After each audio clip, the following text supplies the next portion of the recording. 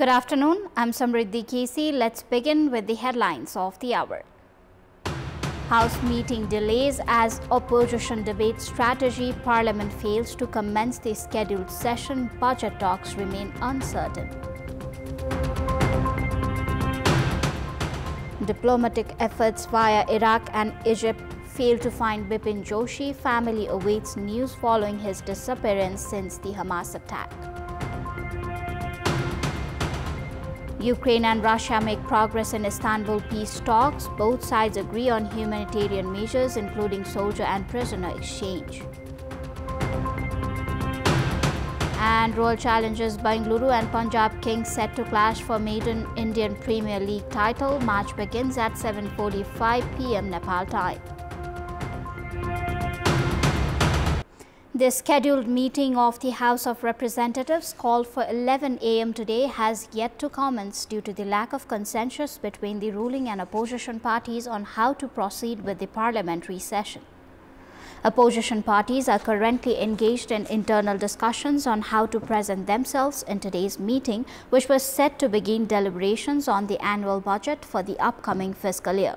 Based on the suggestions parliamentary parties, the Parliament Secretariat has already outlined a timetable to conclude discussions on the government's revenue and expenditure estimates by 6th of June. However, the session has been disrupted due to the ongoing dispute over the resignation of Home Minister Ramesh Lekhak. Yesterday's meeting among the top leaders of the three major parties at the Prime Minister's office in Singhadarbar ended without resolution. The CPN Maoist Centre maintained its demand that Minister Lekhak resign to allow an investigation into alleged human trafficking under the guise of the visit visas. Prime Minister K.P. Sharma Oli and Nepali Congress President Sher Bahadur Deuba argued that the issue relates to ministry staff and should not indicate the minister directly. Minister Lekhak was present at the meeting where the issue was discussed. Opposition parties have alleged that staff from Minister Lekhak's secretariat were involved in collection of money from Nepalese traveling abroad via visit visas through Tribhuvan International Airport. They are obstructing the House proceedings, demanding Lekhak's resignation to facilitate an investigation into the matter. If the consensus is not reached soon, the disruption may affect the overall parliamentary schedule, including crucial budget deliberations.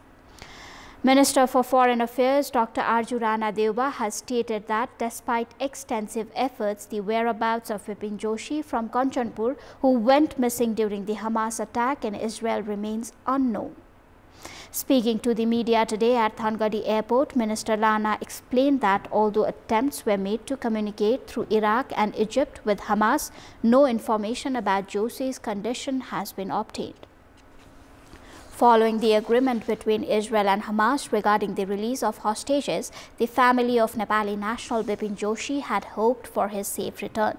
However, the lack of public updates has heightened anxiety among their relatives.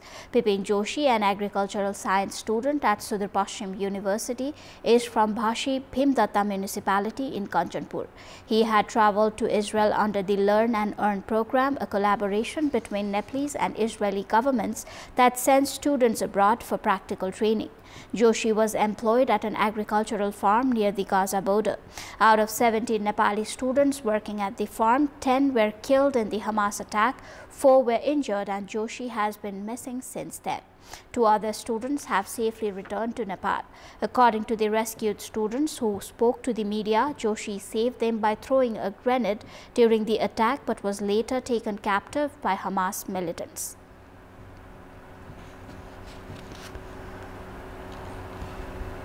The government and transport entrepreneurs advocating for a syndicate system have reached a 6-point agreement to recommend the suspension of the ride-sharing regulation enforced by the Gandaki provincial government.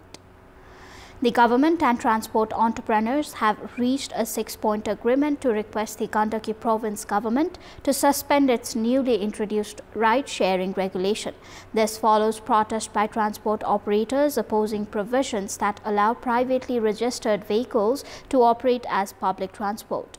Despite earlier commitments to end transport syndicates, the central government intervened in provincial jurisdiction under pressure from transport groups. The National Federation Federation of Nepalese Transport Entrepreneurs have refused to call off the ongoing strike until the regulation is officially suspended by Gandaki province. The strike, which began in Gandaki, has now spread nationwide, severely disrupting public transportation and causing widespread inconvenience. The protest defies legal restrictions on strikes in essential services and stems from a 7-point demand issued by transport entrepreneurs. It is time for our segment Public Pulse, where you text us with your opinion. Public Pulse, brought to you by... The question is, why did transport operators stop services when strikes are banned in essential sectors? Option A, extremist thinking. Option B, delayed action. Option C, fragile government. And option D, prefer not to comment. Visit www.kantipurtv.com or www.ekantipur.com to share your opinion with us. Now, educational institutions offering foreign board curriculum have already started enrolling students and conducting classes despite the results of the secondary education examination SEE not yet being published. Programs such as A-Level, International, IB curriculum and CBSE have already commenced their academic sessions. While students who sat for SE continue to await their results, institutions offering international standard education within Nepal have moved ahead, highlighting a growing attraction among students towards foreign board programs. However, the government has yet to establish clear policies or enforce regulations for such programs. यसमा करिब 70-80 को हाराहारीमा हो सबै यो विद्यालयमा यो course पढाइ भएको छैन सक्रिय रूपमा सञ्चालन भएको चाहिँ 5 दर्जनको हाराहारीमा हो इनमा पूर्वाधार अलि कमजोर छ त्यो कारणले गर्दाखेरि यहाँ त्यही कोर्स पढ्नको लागि विद्यार्थी बाहिरको भन्ने मेरो धारणा छ There are more than 60 educational institutions in Nepal offering foreign board curriculum. Promoted as providing international level secondary education within the country, these programs are gaining popularity among students and parents alike. Despite this growing interest, government oversight and monitoring remains weak. Practical life ma हामीले आफ्नो theoretical knowledge लाई कसरी हामीले join गर्न सक्छौं कसरी हामीले practical situation सँग कस्तो difficulties मा कसरी हामीले deal गर्ने भन्ने कुरा चाहिँ यसले सिकाउने भएकाले त्यसैले हामीले बाहिर जानु पर्छ हामीले यही पनि बाहिरको लेभलको पढिरहेको छौं. According to the Ministry of Education, this year alone, over 110,000 students have received permits for pursuing higher education abroad. Many students seek overseas education not only for academic purposes but also for the opportunity to gain employment. Experts believe that if Nepal can revise its curriculum in the line with global standards and offer quality education domestically, it may be possible to reduce the outflow of students. संसारभरि पढ्ने course नेपालमा पढाइरहेको छौं. अब यसले चाहिँ 2 वर्षपछि तपाई भोलि म नेपालमै पढ्छु भन्दा पनि त्यो अप्सन्सहरु ओपन गरिरहेछ. जस्तो ए लेभल्स पढेर पनि नेपालमै एमबीबीएस गरिरहेछ, इन्जिनियरिङ गरिरहेछ. तर अब अझै अब्रोडको केसमा हेर्नु भने चाहिँ राम्रो युनिभर्सिटीजहरुले प्रेफर गरेको भनेको ए लेभल्स ग्रेजुएटलाई नै भयो. Although the demand for foreign board programs continues to rise, experts emphasize the urgent need for proper regulation and oversight, especially concerning arbitrary tuition fees. Moreover, there are reports of some institutions running international programs without official approval, prompting calls from stakeholders for stricter enforcement and policy intervention.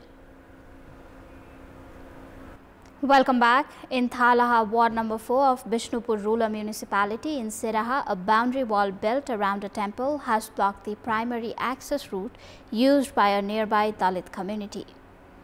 The compound wall and gate of Durga temple were constructed under a budget of 5 million Nepali rupees allocated by the Ministry of Industry and Ministry of Tourism through the formation of a local consumer committee. Local residents have been protesting the construction, stating that the wall obstructs their regular movement in and out of the settlement.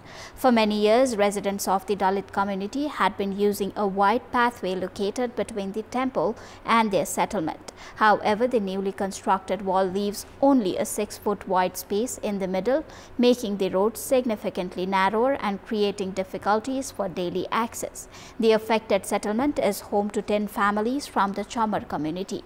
According to the local resident Arun Mahara, members of the Dalit community had attempted to halt the construction on 27th of May when the foundation for the wall was being laid. However, they were prevented from doing so by the police. In response, Ward Chairperson of Bishnupur 4, Mr. Ram Babu Yadav, claimed that the wall construction was carried out strictly in accordance with an official land survey and design plan of the temple premises.